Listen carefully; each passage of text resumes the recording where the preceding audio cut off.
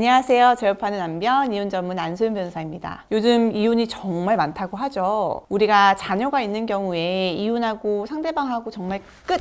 하고 안 보고 살지는 않으실 텐데요. 그런데 이혼 과정에서 서로에게 씻을 수 없는 상처와 모욕감을 줘서 자녀 양육에 대한 부분에서도 갈등이 계속돼요. 아이들이 힘들어하는 경우를 정말 많이 봅니다. 그래서 오늘은 이혼을 결심하셨다면 꼭 아셔야 하는 사항, 이혼 이후에 아이 면접교섭, 양육비 등 연락을 주고받아야 할 배우자와의 부모로서의 관계를 영원히 망치지 않는 방법에 대해서 이야기해 보려고 합니다.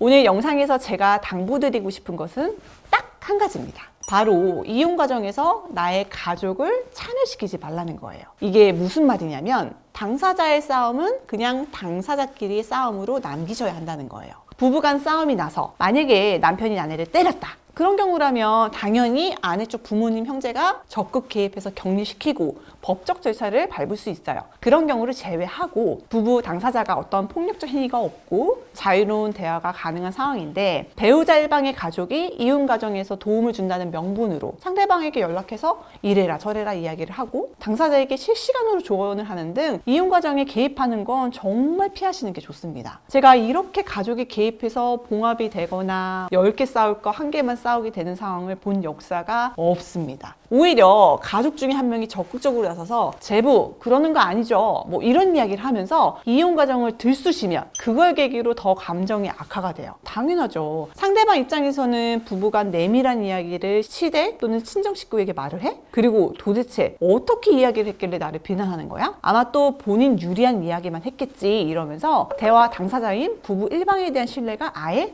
하락을 하는 겁니다. 그래서 부부 당사자들이 폭력 상황을 겪고 뭐 서로를 대화하면 안 되는 상황이거나 아니면 너무 둘이 길이길이 날뛰어서 막 차분한 대화가 안 되는 경우에 조심스럽게 가족이 대화 중재를 하시는 건 어쩔 수 없다고 할 수 있겠지만 사실 저는 이 경우도 굉장히 조심스럽게 최대한 객관적으로 접근하는 게 좋다고는 생각합니다. 그런 경우가 아니라면 제 개인적인 의견으로는 협의 이혼 과정이든 소송 진행 중이든 간에 가족은 개입하지 않는 걸 원칙으로 세우시는 게 좋습니다. 특히 이게 문제가 되는 경우가 뭐냐면요. 가족 중에 이혼을 한 자매가 있는 경우예요. 일반화할 수는 없지만 이혼을 한 언니가 있는 경우에는 그 언니가 동생을 아바타 삼아서 거의 모든 대화를 조정하고 남편과 아내가 둘이서만 대화할 기회도 적극적으로 차단하고는 나를 거쳐서 이야기해 라면서 대화 당사자처럼 행동을 하거든요. 남편 입장에선 이게 얼마나 불편해요. 손윗사람이기도 하고 그 언니가 본인이 이혼을 겪어봤으니 동생은 절대 손해보지 않겠다고 하는 의지로 모든 대화를 막 증거 수집하듯 하고 협상의 여지 전혀 남기지 않고 오히려 양육비나 재산 분할 등을 과하게 요구하기도 하죠. 어떤 경우에는 부부관계가 좋지 않아서 이혼을 고민하는 동생에게 이혼을 하게 될 경우에 유리한 위치에 서기 위한 조언을 서슴없이 하기도 하는데요. 예를 들어 이런 사건도 있었어요. 김서방에게는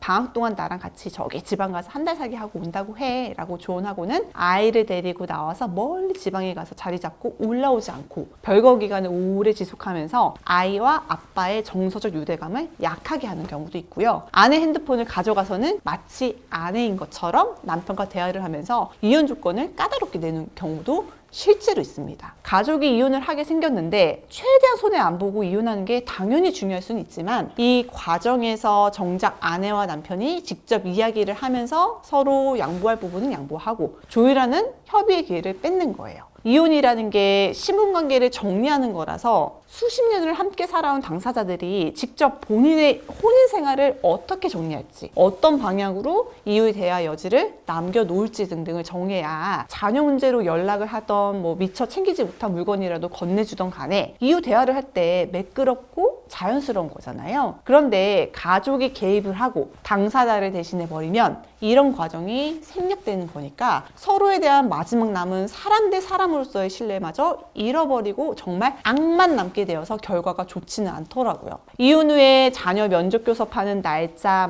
장소, 시간 변경할 때도 있게 되는데 그때도 그 가족이 대신해서 정해줄 거 아니잖아요. 그러니까 아무리 이혼할 때 가족분들이 도움을 주고 싶다라고 해도 가족들이 이혼하는 당사자를 대신해서 이혼 조정 과정에 너무 과도하게 개입하는 건 막아야 한다라는 거 꼭 명심하셨으면 좋겠습니다. 오늘 제가 준비한 영상은 여기까지고요. 오늘 영상이 도움이 되셨다면 구독과 좋아요 부탁드릴게요. 다음에도 도움되는 주제로 찾아뵙겠습니다. 감사합니다.